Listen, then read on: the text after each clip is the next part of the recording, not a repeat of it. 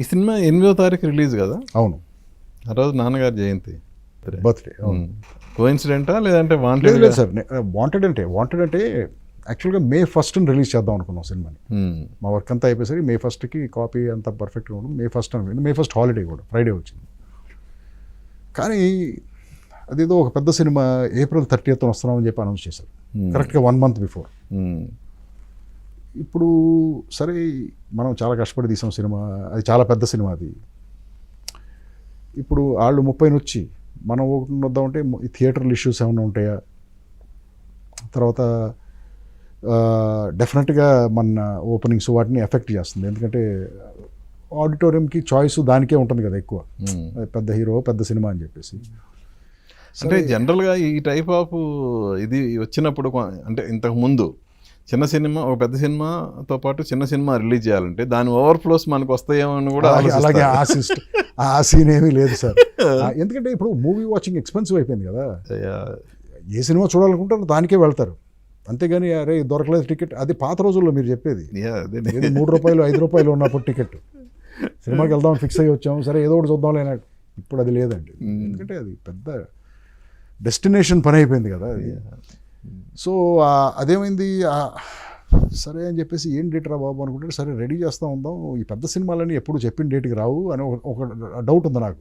ఇంతకుముందు చాలాసార్లు జరిగింది నాకు, ఇదిగో పెద్ద సినిమా వస్తుందని మనం అనుకున్న డేట్కి రిలీజ్ అంటారు, మనం చిన్న సినిమాలు అందరూ సర్దుకుంటాం, ఆడ రాడు, డేట్ వేస్ట్ అయిపోతుంది, మిగతా క్లటర్ అంతా వచ్చేస్తుంది. ఇలా చాలాసార్లు జరిగింది. బట్ ఈసారి కూడా నాకు ఆ డౌట్ ఉంది, రాదేమో ఈ సినిమా అని చెప్పేసి.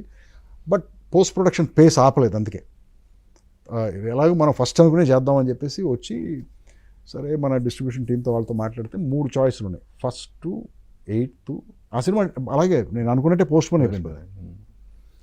1st 8th 15th చాయిసెస్ ఉన్నాయి. మిడ్ సమ్మర్ రిలీజ్ చేయాలనేది నా ప్లాన్. సో చూస్తే 8th మా ఫాదర్ బర్త్డే వచ్చింది కరెక్ట్గా, సరే 8th చేద్దాం మా ఫాదర్ బర్త్డే రోజు అని చెప్పేసి అలా చూస్ చేసాం అనమాట. కుదిరినాయి అంతే.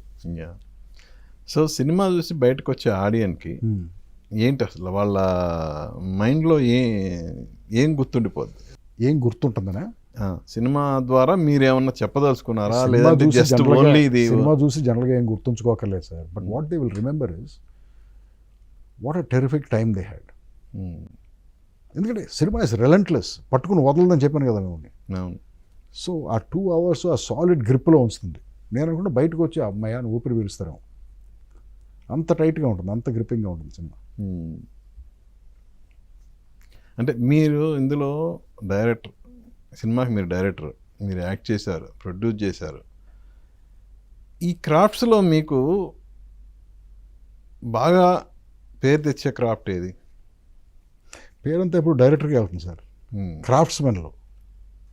దాని తర్వాత మిగతా వాళ్ళందరికీ వస్తుంది. ఈ మధ్యన అంతే కదా, డైరెక్టర్ డ్రివెన్ మూవీసే ఎక్కువ చూస్తున్నారు, డైరెక్టర్ని కూడా ఎక్కువ జడ్జ్ చేస్తున్నారు.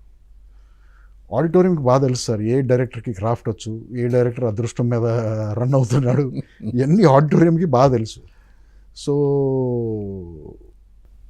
క్రాఫ్ట్ ఉన్న డైరెక్టర్కి ఎప్పుడూ ఒక రెస్పెక్ట్ ఉంటుంది, ఒక అంటే అతని సినిమాలకి లుక్ ఫార్వర్డ్ చేస్తారు డెఫినెట్గా. అంటే డైరెక్టర్గా మీకు ఈ సినిమాకి మంచి పేరు వస్తుంది, నో డౌట్. నాకు ఇంకా కొత్తగా వచ్చే పేరే ఉందండి, కానీ బట్ డెఫినెట్గా బాగా తీశాడని అంటారు సార్. నేను పర్టికులర్గా ఆ మాట అనటానికి ఏంటంటే, ఇందులో మీరు మేక్ ఓవర్ చేసుకొని ఒక, అంటే ఇంతకు ముందు చేసిన క్యారెక్టర్లు భిన్నంగా టోటల్గా సినిమా మొత్తాన్ని మీ భుజాల మీద మోస్తూ సినిమా చేశారు కదా. అందుకని అంత ఎఫర్ట్ పెట్టారంటే కష్టం తెలుస్తుంది సార్, బాగా కష్టపడ్డారని అంటారు, బాగా కష్టపడ్డాడని తెలుస్తుంది, కష్టం తెలుస్తుంది సినిమాలో. అంత కష్టపడి అంత చేసిన తర్వాత కూడా మీలో డైరెక్టర్కే పేరు వస్తుంది అన్నారు కదా, నేను అందుకని అన్నాను. డైరెక్టర్కే పేరు వస్తుంది సార్, ఎందుకంటే ఇప్పుడు ఈ సినిమాకి వెళ్ళేదే నేను డైరెక్ట్ చేశాను సార్, నేను యాక్ట్ చేశానని కాదు. 99% of the people they are going to this film only because I directed it. దాంట్లో ఇన్సిడెంటల్గా నేను యాక్ట్ చేశాను, సో దాని మీద కూడా జడ్జ్మెంట్ ఉంటుంది, బట్ ఐ థింక్ బాగానే ఉంటుందని నా జడ్జ్మెంట్ ఉంది. సో డైరెక్టర్గా అల్లరి నుంచి ఇప్పటి వరకు మీ జర్నీ ఒకసారి గుర్తు చేసుకుంటే ఏమనిపిస్తుంది? డెఫినెట్గా క్రాఫ్ట్స్మెన్గా గ్రో అయ్యాను సార్, బెటర్ అవుతూనే వచ్చాను క్రాఫ్ట్స్మెన్గా. అంటే ఇప్పుడు మనం చూస్ చేసుకున్న స్టోరీస్ జనానికి నచ్చచ్చు నచ్చపోవచ్చు, బట్ ఎగ్జిక్యూషన్లో కానీ ప్రజెంటేషన్లో కానీ డెఫినెట్గా బెటర్ అవుతూనే వచ్చాను.